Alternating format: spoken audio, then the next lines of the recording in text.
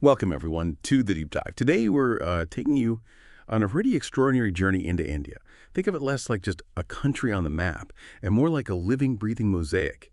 I mean, imagine thousands of years of history, really deep spirituality, and just an incredible range of creative expressions all layered together, all interacting. It's quite something. So our mission here in this deep dive is basically to pull out the most important nuggets of knowledge, the key insights from the sources we've looked at for you. It's kind of a shortcut, really, to get you well informed about this incredibly rich tapestry. And yeah, expect some surprising facts and maybe some deeper connections that help it all make sense. Okay, let's explore how this vibrant culture thrives. We should probably start with the foundations, right? India's culture. It really is one of the oldest and richest in the world. Very spiritual, incredibly family-focused. And what I find fascinating is how the regional and religious traditions, they don't just sit side by side. They often blend in really interesting ways all across the subcontinent. Yeah, absolutely. And what's truly compelling is how these core values, they aren't just, abstract concepts. They're right there in daily life. Take family and community, the whole idea of joint families, where you might have multiple generations under one roof. That's not just old tradition. It's like a living social safety net. And there's this deep, deep respect for elders. Community ties are incredibly strong. They influence almost everything, personal stuff, work stuff. Right. Then you have spirituality. It's not just for the temple or mosque. It's woven into daily rituals, into art, even into food. Yeah. Things like yoga and meditation, which so many people practice globally now. Yeah, of course. Well, these disciplines, they came from this deep spiritual heritage designed for, mental and physical well-being, and often people don't even realize that origin, and all this fosters something really powerful. Tolerance and diversity. That phrase, unity and diversity.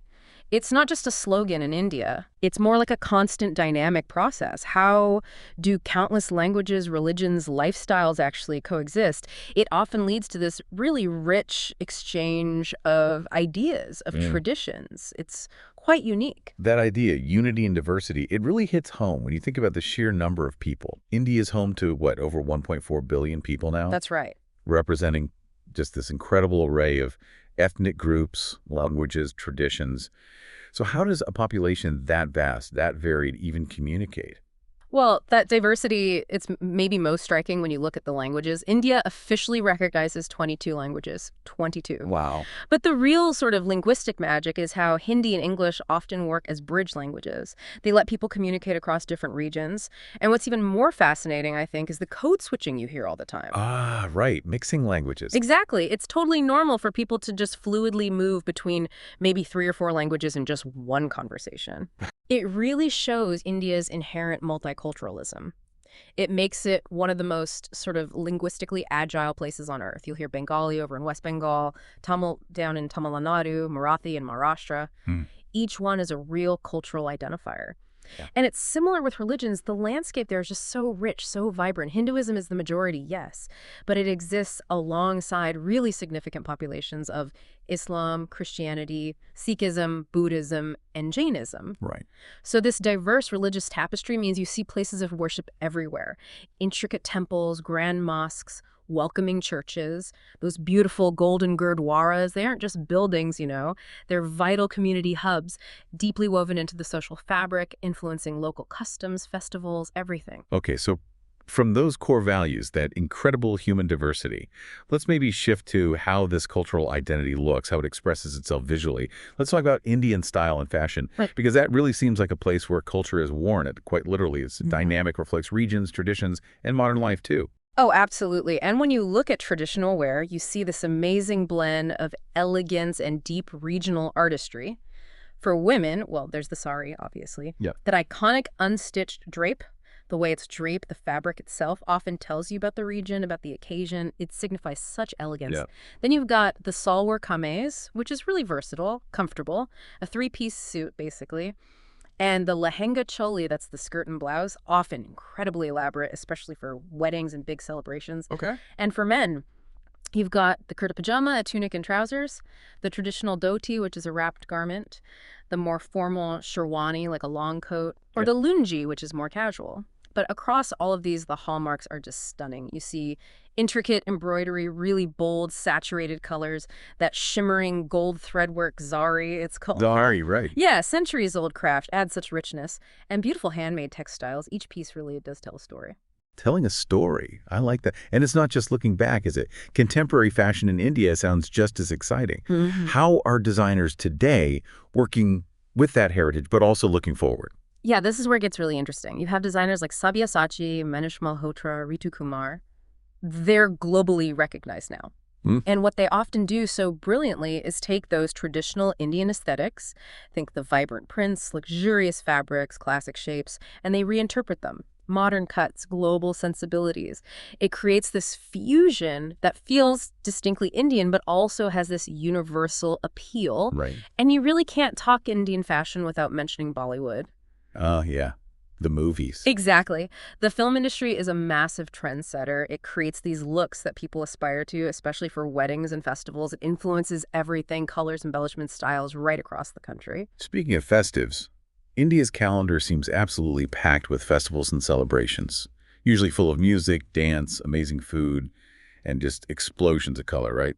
What are some of the big ones? Oh, completely. Everyone's heard of Diwali, the Festival of Lights. It's huge, a 5-day thing symbolizing light over darkness, good over evil. Okay. And Holi, the Festival of Colors. Such fun. People throwing colored powders, water, celebrating spring, new beginnings. Looks amazing in photos. It is.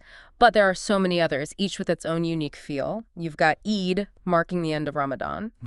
Christmas, celebrated by Christian communities. Baisakhi, a key harvest festival, especially for Sikhs. Pongal, another harvest festival, big in South India. Durga Puja, honoring the goddess Durga, especially in Bengal. Navratri, 9 nights of dance and devotion. Wow, the list goes on. It really does. And you absolutely have to know about Indian weddings. We're not just a one-day affair. Yeah. Oh, no. They're grand, often multi-day events, packed with intricate rituals, incredible music, nonstop dancing, and honestly, some of the most elaborate, beautiful clothing you will ever see. Yeah. A total feast for the senses. And a feast usually involves food. Let's talk about Indian cuisine. It's definitely one of the most flavorful and diverse in the world. How does that regional variation play out in the food? Oh, massively. The culinary scene is vast, and it's all tied into history, climate, local ingredients, everything. You get these really distinct regional styles. Yeah. Like North Indian food, often known for richer, creamier curries using more dairy. Think butter chicken, fluffy naan bread, fragrant biryani, those crispy samosas. Getting hungry just hearing about it. Ah, yeah. Then contrast that with South Indian cuisine, often lighter, more rice-based dishes. Big focus on coconut, tamarind, lentils, famous for things like dosa and idli, those light, savory pancake and steam cake things, served with tangy sambar stew and fresh coconut chutney. Okay, yeah, I know those. Delicious. Right. But what ties it all together is the absolutely masterful use of spices. Turmeric, cumin, coriander, garam masala, complex aromatic blends are key. And it's worth remembering, a huge amount of Indian food is vegetarian. Right, that's important. And many dishes aren't just about eating. They're deeply connected to religious practices, rituals. Specific foods are often prepared for specific festivals or occasions. Fascinating. So from taste, let's move to the sounds and sights of art, music, and dance. How do these uniquely capture India's essence? Well, the artistic heritage is just immense, deeply expressive. In classical dance, for example, you have these incredibly stylized forms like Bharatanatyam, known for its really intricate footwork, expressive hand gestures, mudras, and these geometric poses that tell stories, often devotional ones. Okay. Then there's Kathak, which is more about storytelling through rhythmic spins, incredibly fast footwork, often emphasized with ankle bells. Odissi is known for its lyrical, flowing movements and these beautiful, almost sculpturesque poses inspired by temple carvings. And Kuchipudi, which blends drama and dance, sometimes even includes spoken dialogue. Wow, so distinct. Very. And in music, you've got the complex melodies of Carnatic music from the South, highly structured, lots of vocal improvisation. And then the improvisational beauty of Hindustani music from the North, with its own system of ragas and talas. And alongside those classical traditions, of course, there's the hugely popular, high-energy Bollywood music, which cleverly fuses traditional Indian sounds with modern global beats. You hear that everywhere. You do. And for art, visual art, it's just as varied. Intricate handicrafts passed down generations, the ephemeral beauty of Rangoli designs. How the patterns on the floor. Exactly. Made with colored powders or flowers, often at entrances, meant to welcome positive energy.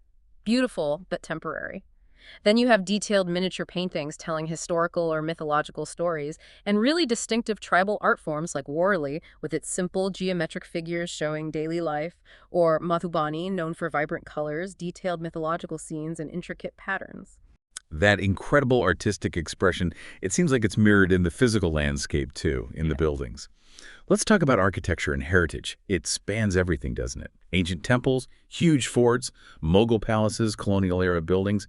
How do these structures tell India's story? Yeah, if we connect this to the bigger picture, India's architecture is like reading its history in stone and marble, millennia of stories. Yeah. You have iconic landmarks, obviously the Taj Mahal in Agra, breathtaking.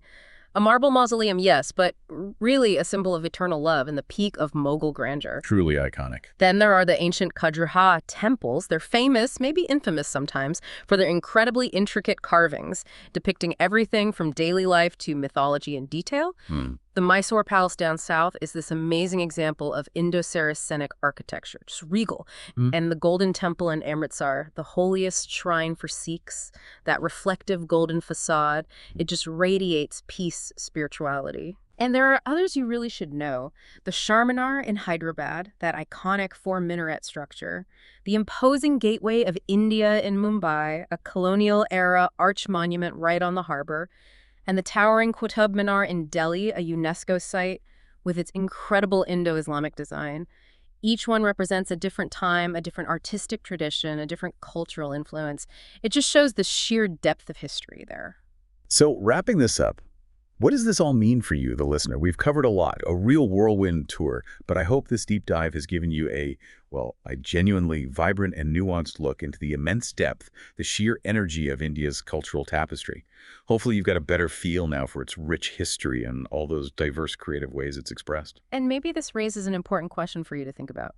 After exploring all these different facets, the complex languages, the global fashion impact, the ancient architecture, what specific part of India feels most compelling? What area makes you think, I'd like to know even more about that, perhaps even experience it yourself someday? That's an excellent question to ponder. Thank you so much for joining us on this deep dive. Keep that curiosity going.